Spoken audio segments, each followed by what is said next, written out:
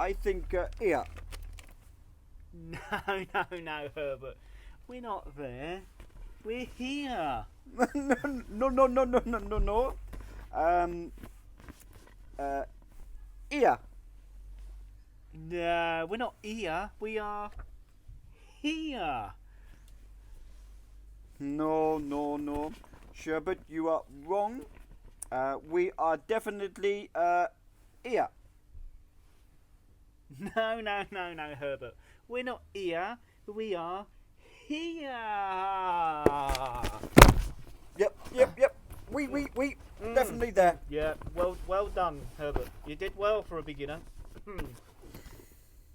Boys and girls, it's lovely to see you again. And Herbert and I have just been trying to work out, well, where are we? Where are we? Where are we? We are. Anyway, I told you before, I was a writer. No. I am Sherbet Holmes, the world's greatest, the world's most famous detective. And I am Herbert, the first greatest and famous detective. Look, Herbert, the boys and girls aren't here just to watch us argue. Especially when I'm right. No. The little grey cells, they are always a writer. Anyway, we are trying to work out where we are, which I think we have figured it out. I got it right. But Herbert, and boys and girls, there is a more important question. And the question is this: not where we are, but where is Jesus? Do you know, Herbert? Where is Jesus? We know a We know a wire. We know a waterfall. Let me just translate, boys and girls. That's who, why, and what. Exactly what I said. So now we are the where. Where?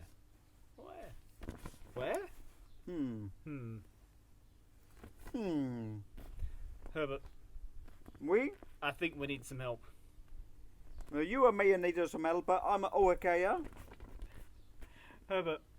We? We need some help. No. You need help. I know. Boys and girls, he's beyond help. Well, we're going to get some help. We're going to get some help from Steve. He's going to help us work out, well, where is Jesus?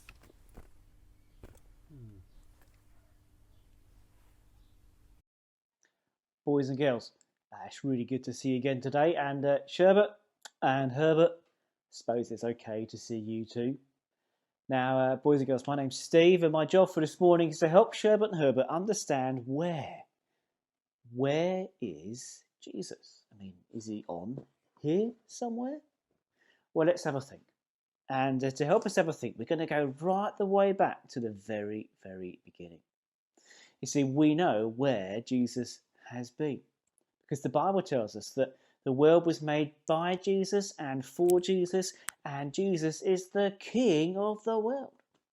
In fact, he made the world just by speaking. That is how powerful he is. So Jesus is the King of the world because he made the world, and he was right there, right at the very beginning. But a little bit later, we know that Jesus came into the world. He was in this world, walking. First as a little baby, then a boy and a man. We know that as he grew up, Jesus lived a 10 out of 10 perfect life. As he grew up, he was teaching people just who he is, what he's come to do, why he's come to do it. In fact, all the things we've been investigating this week. But Jesus' life ended quite suddenly. You see, Jesus was killed on the cross. Even though he was 10 out of 10 perfect, even though he's the king of the entire world, he died on the cross. And after he died, his body was put in a tomb, a bit like a cave, with a big stone rolled across the front of it. But that's not the end of the story, because 3 days later, Jesus came back to life again. And for 40 days, Jesus was showing his disciples and his friends it really was him. He really had been dead, but now he really is alive. And then after 40 days, with his disciples gathered around him, he went up into heaven. And that is where Jesus is now. Jesus is the King of heaven.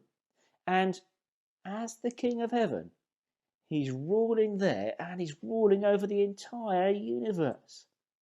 What's more, in heaven, there are boys and girls and mums and dads from all over this world. And they are there in this perfect place. If you're going to give heaven a score, you give heaven a score of 10 out of 10. But we'll think more about that tomorrow. So Jesus is in heaven. That's where he is. He's the king over heaven. He is the king over the universe. He's the king over people in heaven, in this 10 out of 10 perfect place. But what about you and I? Not where are we now, but where will we be when we die? You see, if we want to be in heaven, where Jesus is, then we need to be 10 out of 10 perfect. But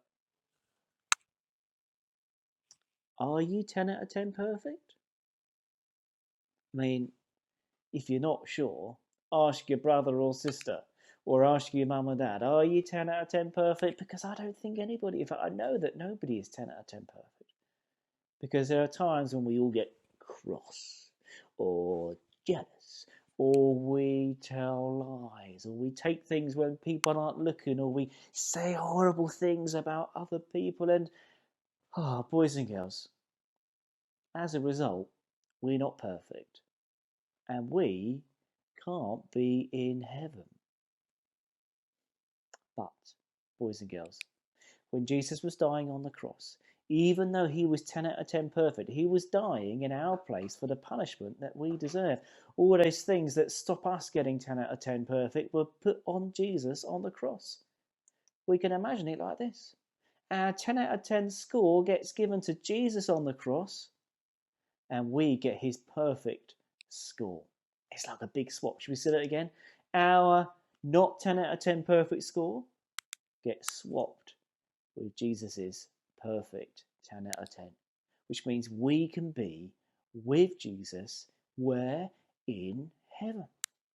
So boys and girls, we can trust in Jesus and we can live with Jesus as our King now, knowing that one day we will be with him. Where? In heaven, if we're trusting in him. So boys and girls, that's I hope you've enjoyed that. Helps us to understand, well, where is Jesus? He's in heaven. How can we be with Jesus in heaven?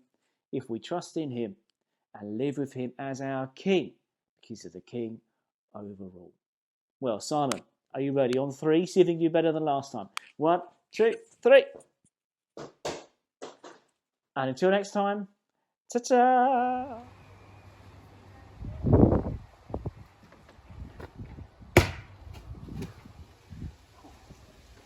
Thanks very much, Steve. Boys and girls, you better go and sing a song while I go and fetch that. Okay, I'll see you later.